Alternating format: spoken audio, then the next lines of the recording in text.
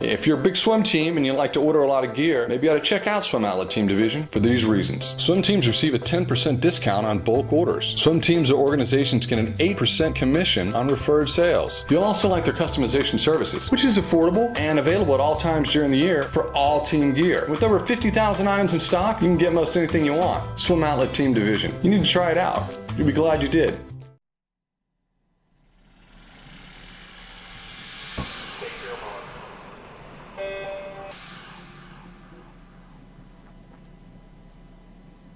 This is the Morning Swim Show for Wednesday, May 1st, 2013. I'm your host, Jeff Commings. Joining us today in the Finis Monitor is Dominique Bouchard, the Canadian senior from the University of Missouri, wrapped up her collegiate career with a second-place finish in the 200 backstroke at the NCAA Championships, and she joins us now via Skype from Columbia, Missouri. Dominique, it's good to see you. How are you today? Oh, I'm doing well. It's great weather outside and nice and warm, and enjoying the last few weeks of class. Well, I'm a native of Missouri, so I know those summers can be ridiculously unbearable, so I guess you're just bracing for that. Yes, definitely. All right, so I just wanted, you've got to be on cloud nine after that NCAA championship, second in the 200 backstroke, especially after getting third your sophomore and junior years. Yeah, you know what? It was such a great experience to be able to compete in the fastest 200 backstroke, one of the fastest 200 backstrokes in the NCAA history with Pelton, going 147, which is such an amazing time. I'm so happy with how I did, and it's such a great feeling to finish off your NCAA career on a high note. And you're probably okay with the fact that it took an American record to beat you. Definitely. I mean, 147, not to put any pressure on the guys, but there's some guys that don't even go that time, so that's so fast. What do you think was the key for you to be able to swim so fast? I mean, a lifetime best. I mean, you almost broke 150. Yeah, yes, I did. And I see that record on the record board every day. And, part of me was kind of like, oh, you were so close to breaking 150, but I gave everything I had in that race, and I'm so happy with the result. And, I worked so hard all season with the coaching staff and my teammates, and I just knew going in, I had all the confidence in the world that I knew how I had to swim my race, and I executed it almost perfectly, so I'm really happy. If there was one thing you think you could look back and say, if I had just done that one thing, what would it have been? You know what? I'm going out with no regrets, and I did everything I could possibly do to do as best as I could, and I can't look back and say, oh, well, maybe I should have worked harder at that Saturday morning practice or something like that, because I gave everything to the NCAA meet this year, and I'm really happy with my results. And Missouri sent a lot of swimmers there. I believe it was 9, is that correct? Yeah, it is. It was so awesome. It was the most girls we've had there in a long time.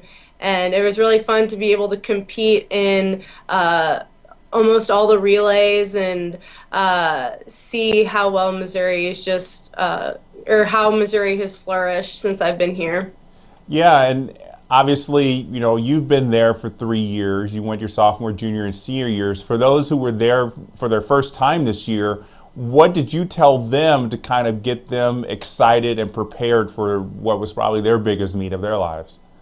Well, the great thing about Missouri switching conferences is that we were able to compete at the SEC Conference Championship before the NCAA, which was honestly the fastest collegiate meet, other than NCAAs that I've ever been to. So the girls were able to definitely see some of the competition that we were going to have at NCAAs and kind of use that meet as, as a prep for the NCAA championship. And, one of my mottos is it's just another meet, it's just another lane, it's just another swim. You swam, this event so many times that it doesn't even matter where you're swimming it. You just need to stick to your plan and do it as you have been training to do it.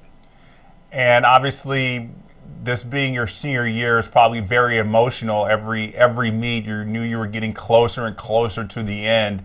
What was it like for you when you touched the wall after your 200 backstroke, knowing not only did you swam so fast, but it was your last individual collegiate swim? Well, definitely, I think I got all my emotions out on our senior night because I was just crying from beginning to end when we did our senior night here at the rec. But I was just so happy that everything went as planned and that I went a best time and, you know, the 7th fastest time in the NCAA, and just knowing that I did everything possible to get where I'm at was really satisfying. And obviously, you know, I was sad because, you know, swimming in college is the best experience of anyone's life, and or mine at least. And so I was sad in that regards, but I was definitely really happy just that it ended so well. And you grew up in Canada, as I said at the top of the show, from Ontario. What was behind the decision to come to the United States for college? I think I wanted a new experience. If I were to compete in the in the Canadian university sports, I would have been competing against girls that I've been competing against since I was 7 years old. So I really wanted a new experience and a new challenge, and definitely was the right decision for me to come to the University of Missouri. And you were recruited there by Brian Hoffer, who was the head coach at the time, and then your sophomore year you transitioned to a new head coach, Greg Rodenbaugh. Now, obviously, a lot of swimmers have a tough time, a lot of teams have a tough time when they get a new head coach, but you in particular did very well your sophomore year. You went to your first NCAAs, dropped a load of time, got third in the 200 back. How were you able to handle that transition so well? Well, you know what? It was actually really, like, I was really sad when Coach Hoffer left. He was a very great person, and, you know, he was very invested in his athletes. But I just put all my trust into Coach Rodenbaugh when he came in. I knew he came in from a great program, and, you know, I had heard a lot of great things because I had friends that swam at Arizona.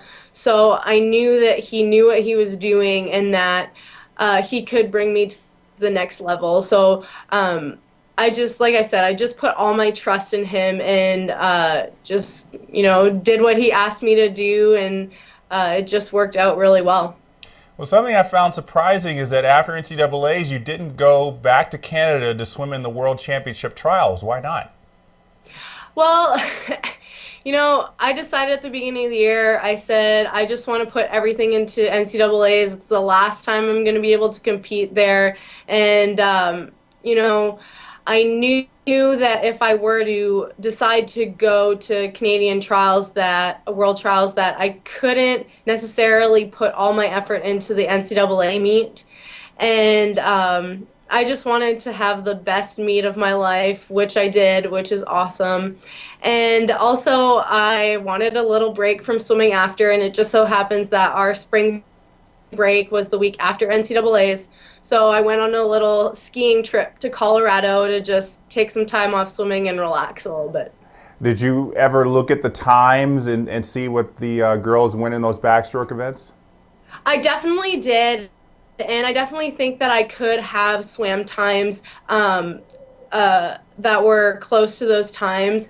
However, I just think it was better for me to take some time off because, of course, swimming is such a hard sport, and you just invest so much time that sometimes you just need a little break to, you know, calm down after a really exciting event, or just get away to, you know, kind of do other things, and just, you know, relax a little bit, I guess.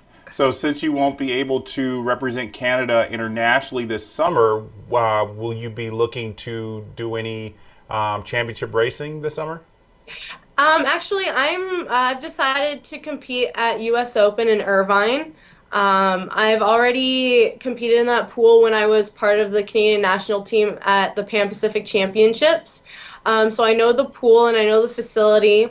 And even though I'm a backstroker, I love racing outdoors. It's quite fun. So we have a great group. I think we have 12 or 13 people from Mizzou going this summer. So that'll be really exciting. We'll have a good contingency of people there, and we'll be a force to be reckoned with. I'm sure you will be after what you guys did at NCAAs. Now, obviously, the Olympics are still 3 years away. Have you put any thought about whether you're going to stay in the sport through the 2016 Olympics and try to make the Canadian team?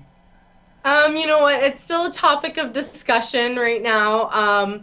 However, I really, really would love to, represent Canada at the highest level.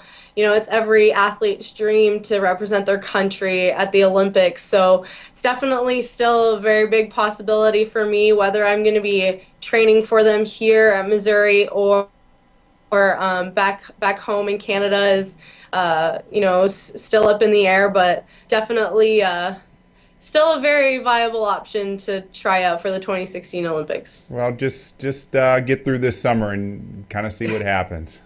Yeah. Well, Dominique, thanks so much for joining us. Again, congratulations on a great, not just great NCAAs this year, but just a great college career. It's been great watching you continually improve, and we look forward to continue to see you in the pool this summer and maybe beyond. Thank you so much. All right, so that was Missouri senior Dominique Bouchard joining us for today's edition of the Morning Swim Show. Be sure to follow us on swimmingworld.com as well as on Facebook and Twitter for all the latest swimming news. I'm Jeff Commings. Thanks for watching.